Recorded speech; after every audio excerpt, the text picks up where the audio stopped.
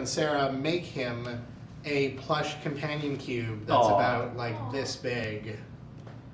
And I had it shipped to England, where he lives, and he just got it last week. Nice. Yeah. He should send us a picture of himself with the companion cube. Yeah, I'll send him an email and see if I can get him to do that. Yeah, or if you're in the chat, you should, or watching right now, Yeah. you should, he might be sleeping right now that I think about it, because they're 8 hours ahead, right? So they're probably still This time is different than normal. That's true, Yeah. yes.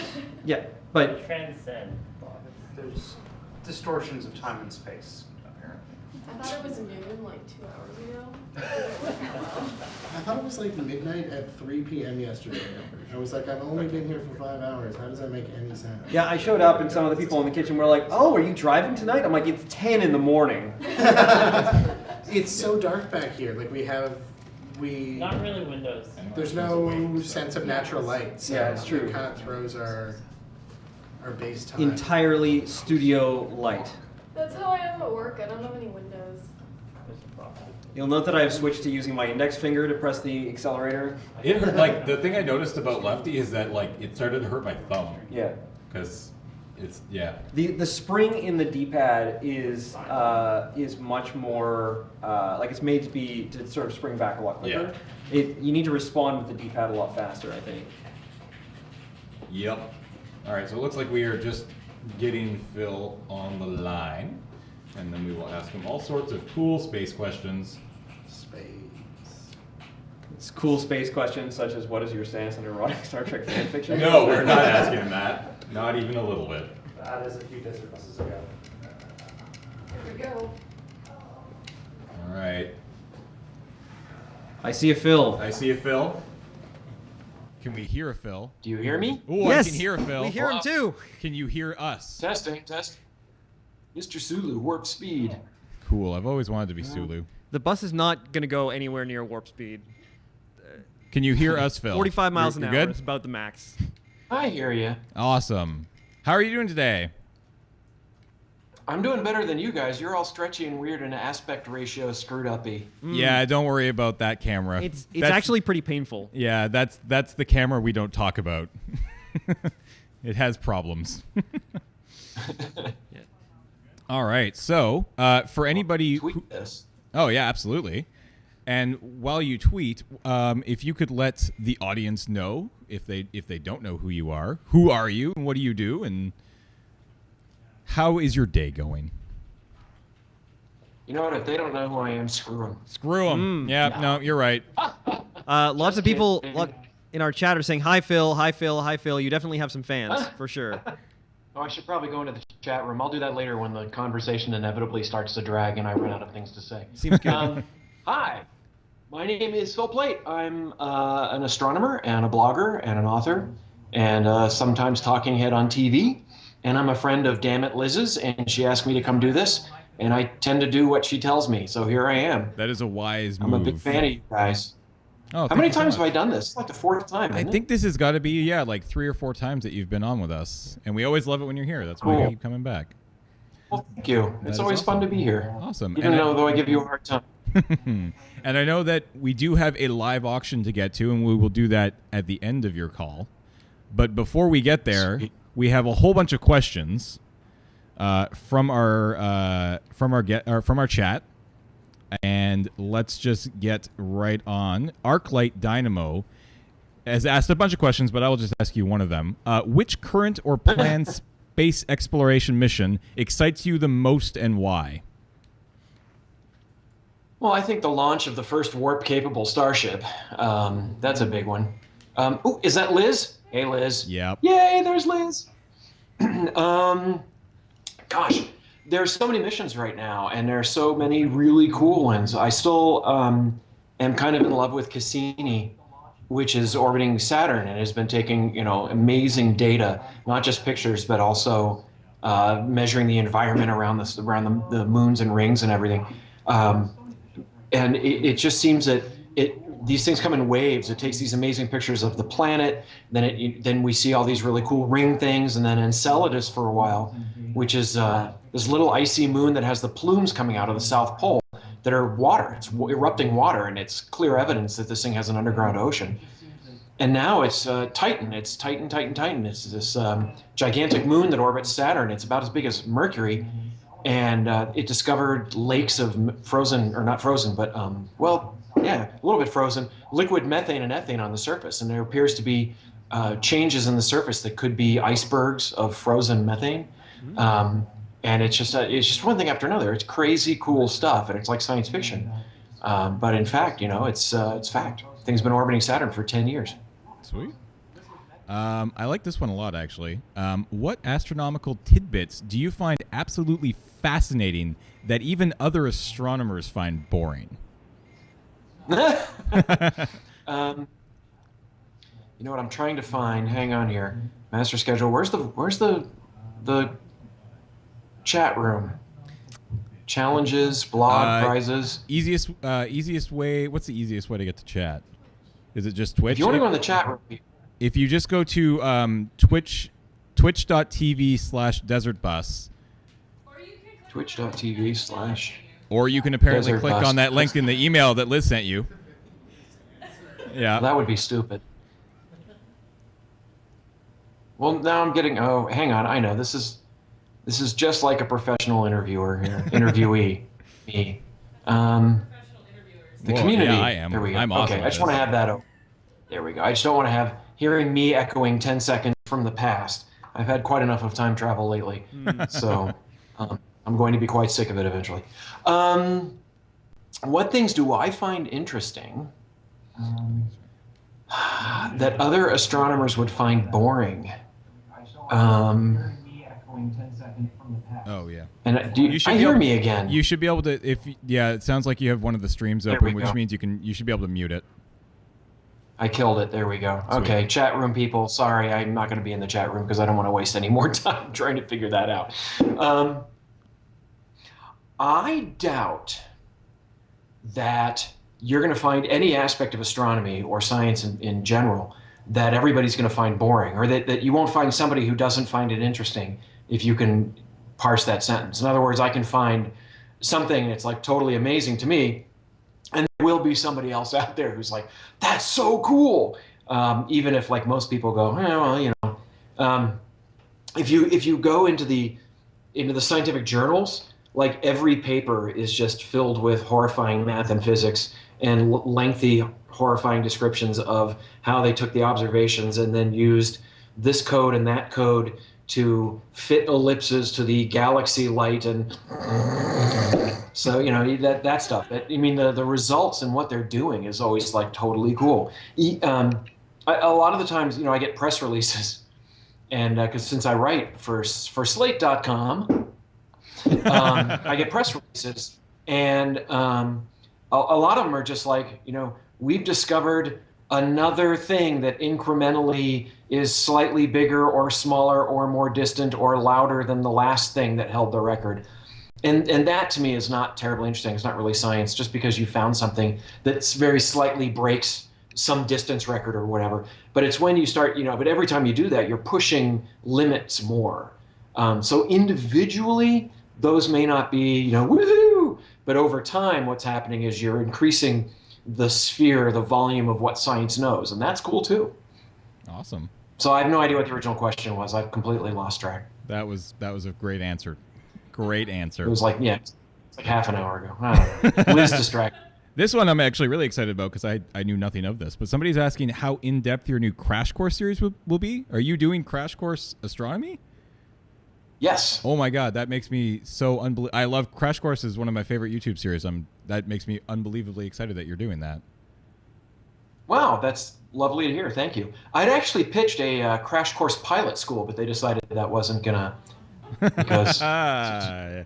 Thank you. Yeah. It's good stuff. Yeah. Yeah, I'm doing Crash Course Astronomy with Hank Green's group up in Montana, a place only slightly colder than here. I wish I could point the camera out my window.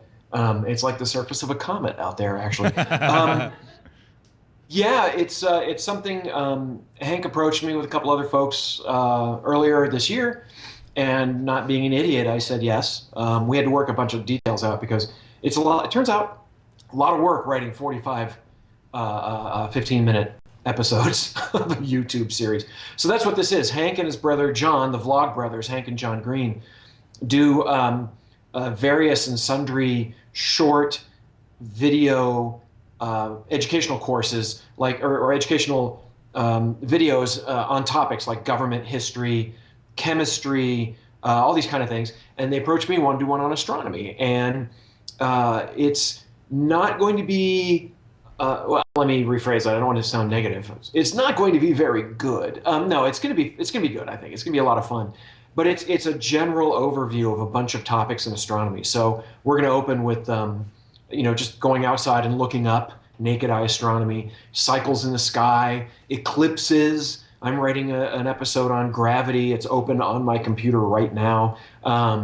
So it's going to cover a lot of topics. It's kind of like a high school or college class in astronomy delivered, like a really fast, because I'll be like, talking. I don't talk quite like Hank, where he's talking like this, and he's in the computer, and he's talking to you, and he's very fast. I'm not like that, but it's still going to be a lot of stuff covered very quickly.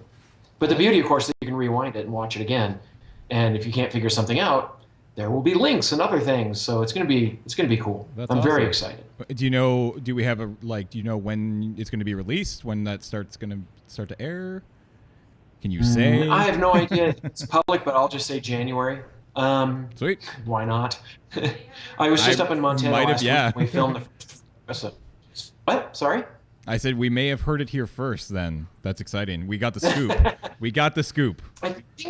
I think it was in the press release that it's coming early next year, so January's good. We filmed the first 4. They're in post-production now. I love saying that, which basically means putting my name on it in Comic Sans or something. And we're going to film them in big batches, and they'll be coming out continuously, one a week for 40. It's planned for 46 weeks, so we'll see how that goes. That's sweet. Awesome. We have a lot of people here. Amazingly, the first. Oh, sorry. Go ahead. No, go ahead. I was going to move on to the next question, but keep talking. Oh, I was going to say the first couple episodes I wrote were like twice as long as they should be, and the editor said, "Yeah, this is way too long." So I broke those up into 4 episodes. So what I'm hoping is, I can keep doing that and get an episode for free out of this. So I think it's a lot of work, but it's a lot of fun, and I'm enjoying kind of writing something. And it's like, how do you describe mass without being too sciencey? And it turns out that's hard. Mass is a hard concept. So I'm having fun trying to sort of boil away all the adjectives I tend to use and try to get to the meat of everything and still make it fun. Awesome. I'm super excited. That's really cool.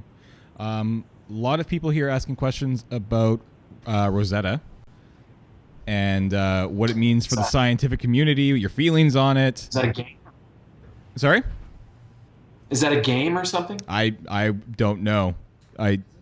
Okay. Well, then moving on. I was hoping. I was hoping you would know, because a lot of people are asking. That's Plait.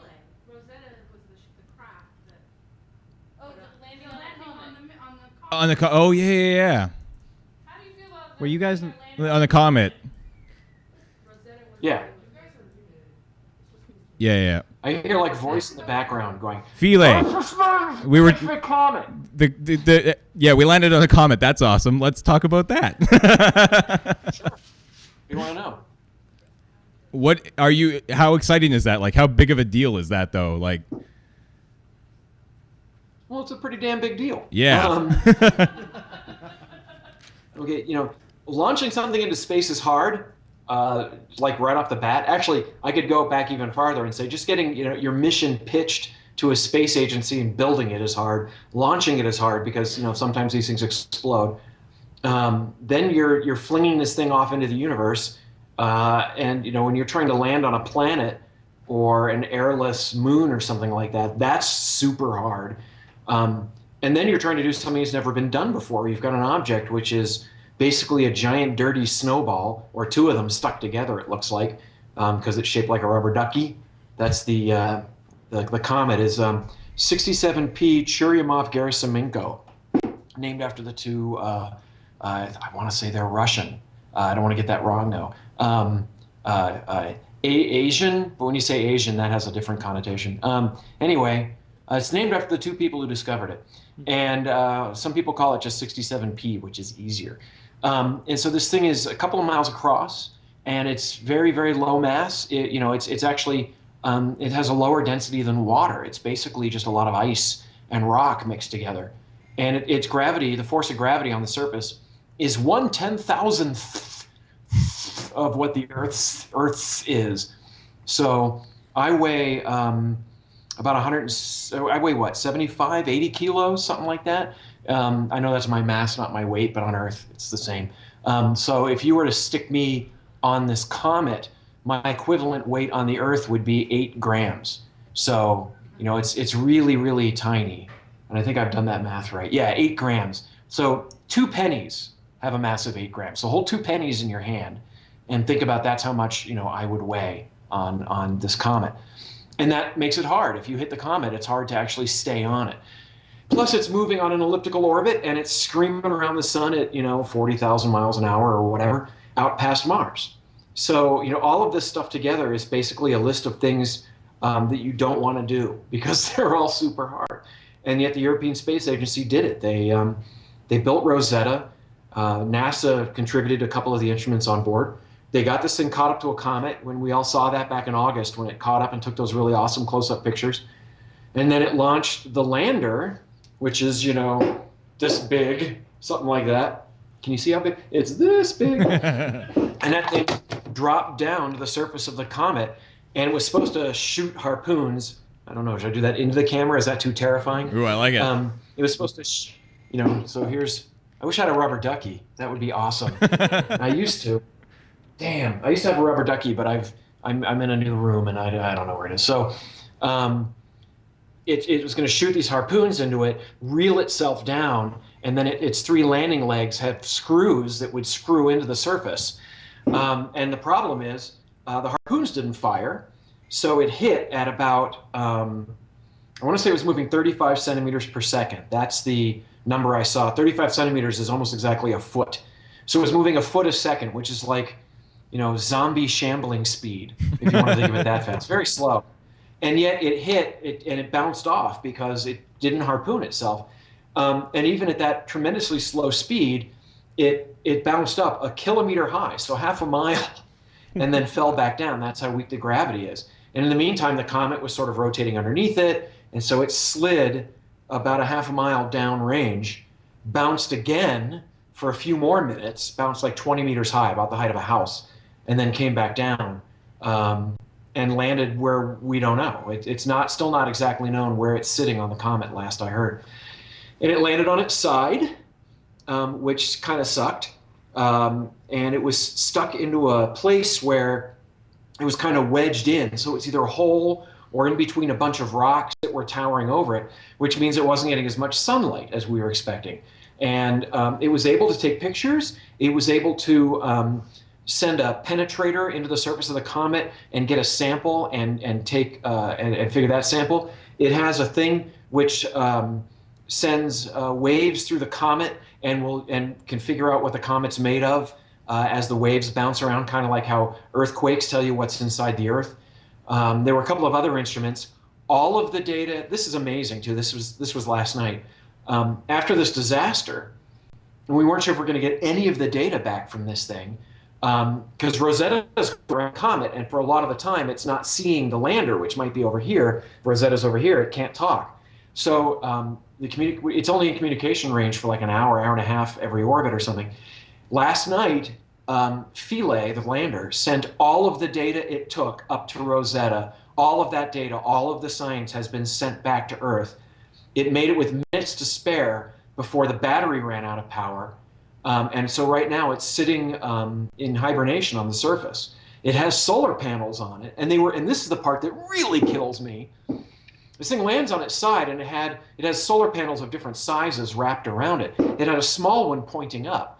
So they rotated the lander. It actually could rotate. They rotated it 35 degrees so that a bigger solar panel was pointing up, and it would increase the power that they could send to the battery. Well, it wasn't enough to keep the battery running. The battery ran out of power, but they're hoping that as the comet rotates, the solar panels will charge the battery back up And in a few days, hopefully at most, we'll be able to contact the lander again. But for now, it's snoozing on the surface of the comet. That's so there you insane. go. That's the extremely long answer to a short question. And I'm actually curious, how far away is this comet? Like, how far away did we have to send this thing? That's a funny question, because it's not like you're driving to Tampa or something like that, where you're on roads and the cities aren't moving between you. You've got a comet which is moving in an elliptical orbit around the sun. Oh, now this will be the sun. Somewhere I have a spaceship. I don't know where it is, but the comet's in an elliptical orbit, and it gets out about it roughly as far as Jupiter and comes in roughly as far as Mars. And you have to catch up to it.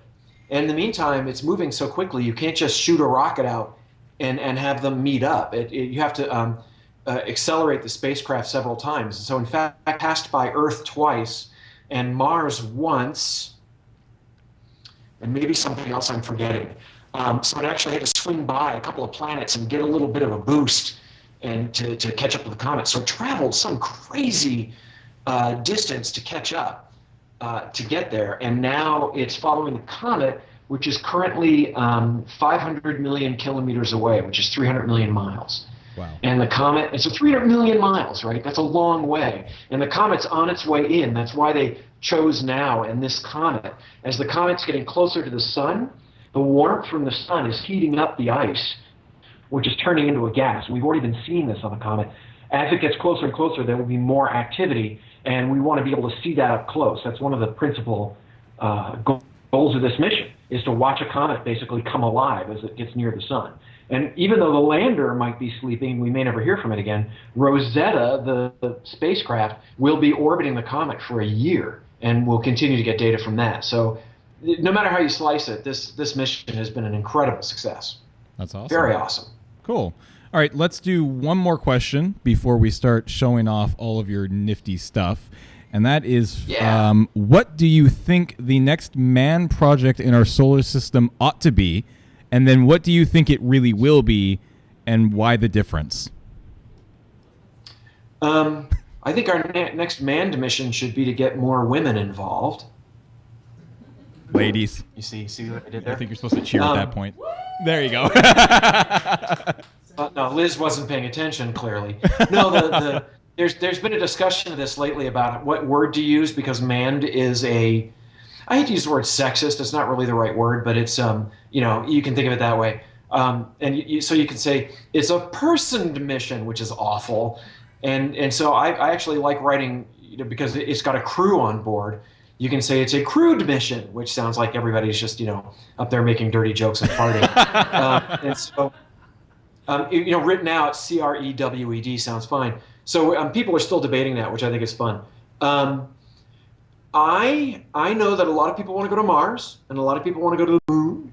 A lot of people want to go to a near-Earth asteroid, these asteroids that pass by the Earth every now and again. These all have their merits. I think going to Mars next is a colossal mistake, because that is a 6-month mission minimum. And we've never put people on a spaceship away from a resupply ship for 6 months. And there are a lot of problems with that. There could be a big solar flare. We don't know what it's like if they're stuck there and they know they can't get back home. It's 6 months to Mars. Then they have to do whatever they're going to do on Mars, and then 6 months to come back, at least, if not more. Whereas the moon is only 3 or 4 days. And if there's a problem, it's a lot easier to get home. A shorter mission means less mass, less air, less fuel, less water, less food. You don't have to worry so much about a solar flare, because the odds of one happening in a short trip are much less than in a long trip. Plus, we've been to the moon. We kind of know what to expect a little bit. And I think all of those things make it like just stupidly obvious that we should go to the moon. Plus bonus, going to the moon means building the same sorts of things we would have to do to go to Mars anyway. So it's not like we're ignoring Mars and just going to the moon. We're learning. So I love this idea of going back to the moon. I think people are excited about the moon. I mean, every time I write about pictures or we find out more about it, very popular with folks. I also like the idea of a near-Earth asteroid. I think that would be a stepping stone between the moon and Mars, because then at least you're going on a longer mission you have to bring all your supplies with you. The orbital mechanics work out that getting to a near-Earth asteroid is actually fairly easy compared to Mars. And again, Mars is something we should do. I just don't think we should do it right away. Let's go to the moon first, figure this stuff out, and then go to the Mars next.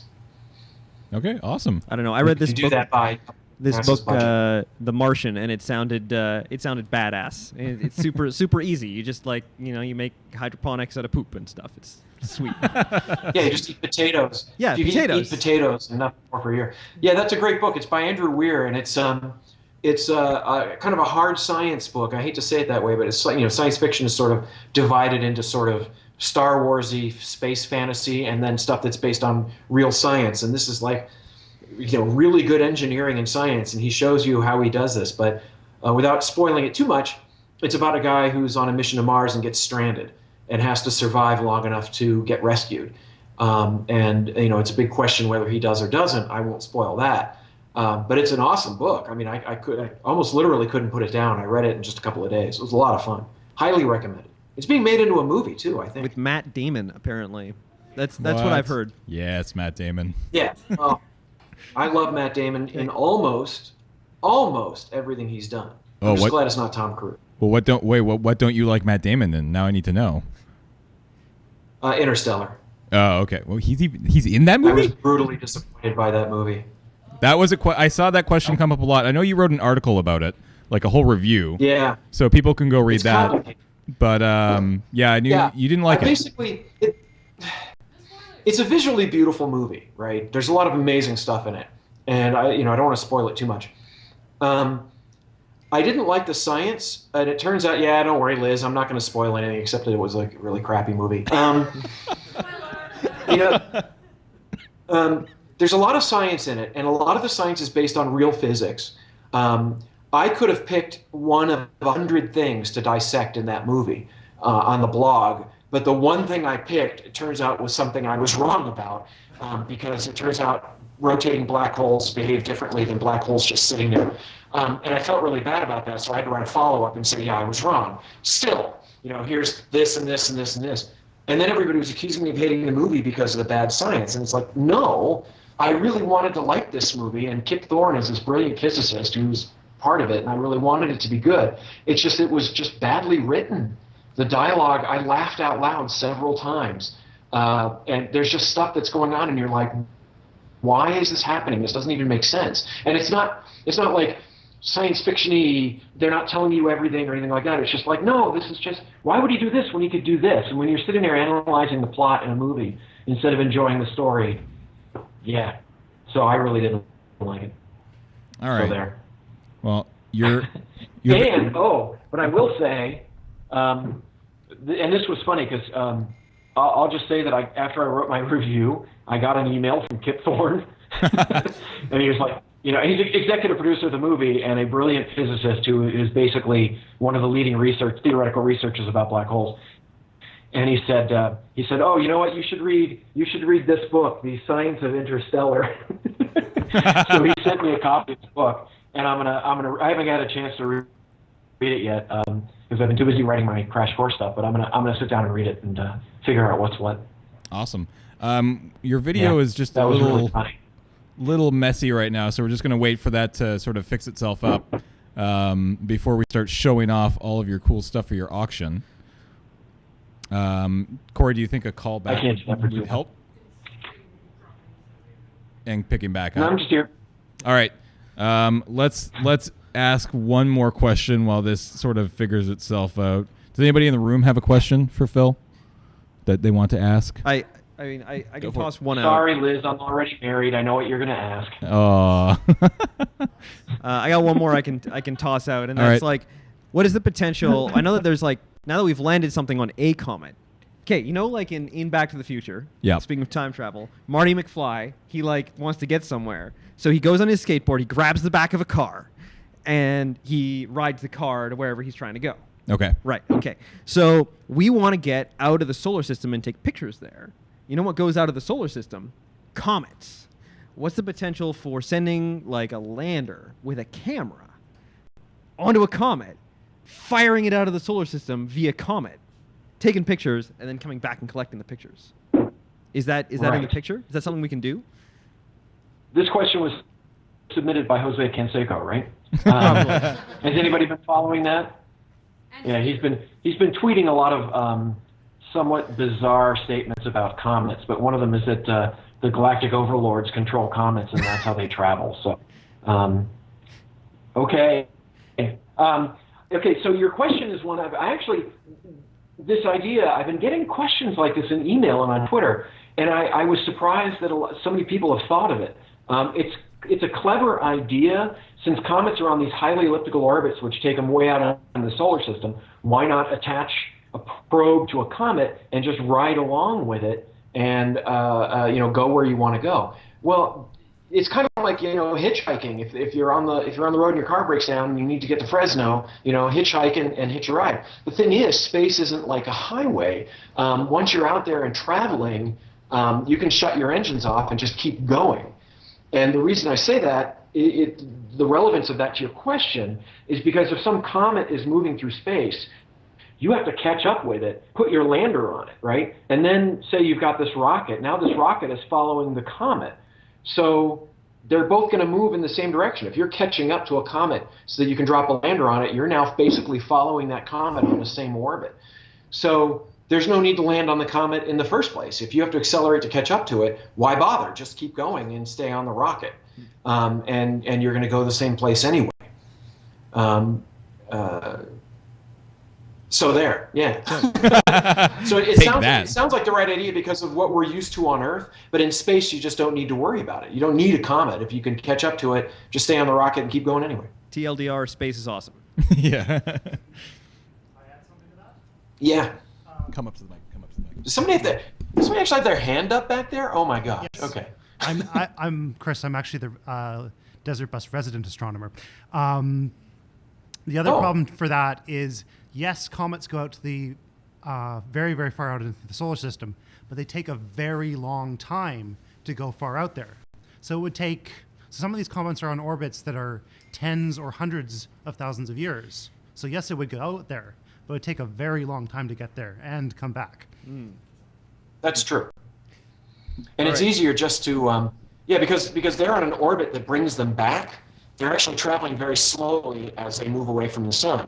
Whereas you could launch a rocket much faster, in fact, like, say, Voyager, and it will just keep going out to the edge of the solar system. And so we have the two Voyager probes and the Pioneer probes and a couple of others, I think, that are on that sort of thing. And they're traveling out. Yeah, there's New Horizons, which is going to pass by Pluto in about 8 months, 9 months.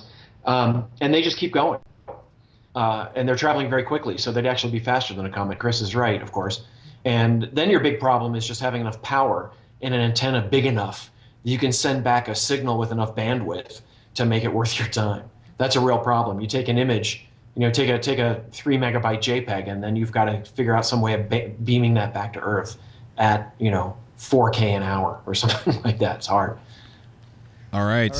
James, let's start. I think we got a clear signal. Yep. Let's start digging into this auction. Let's start showing off some of the stuff that you have for us. I have ridiculous things. First, as always, I like auctioning this off. There's my book. Well, it's one of 3 books I've written, but it's one I happen to have on me. Death from the Skies. These are the ways the world will end. The science behind the end of the world. About all the different ways astronomy can kill us. Yay! Asteroid impacts, solar space weather, black holes gobbling down the Earth, galaxies colliding, all kinds of fun stuff. So whoever wins this, give me your name and I will sign it to you and ship it off. I have various and sundry ridiculous things like I have a Sirens wristband. Sirens with a C. These are a group of, it's 4 young actresses who are like totally pro-science and go out there and promote science and everything. And I realized I had one of their little rubbery wristband things. Why not? Stickers. Adam and Jamie from Mythbusters, they do their tested show. I had stickers of them. I have a NASA sticker that I'll throw on the floor and then pick up and show to you. NASA. New Horizons, that probe I just mentioned, this is going to Pluto. So if you have a very large laptop with a lot of real estate that you want to put stickers on, these are perfect. This is Krieger's Army. from Archer, the TV show. Nice. Lucky Yates is the voiceover actor who does the voice of Krieger, and he gave me a bunch of these. Lucky's awesome, and he's a big science nerd, actually, which is why we're friends.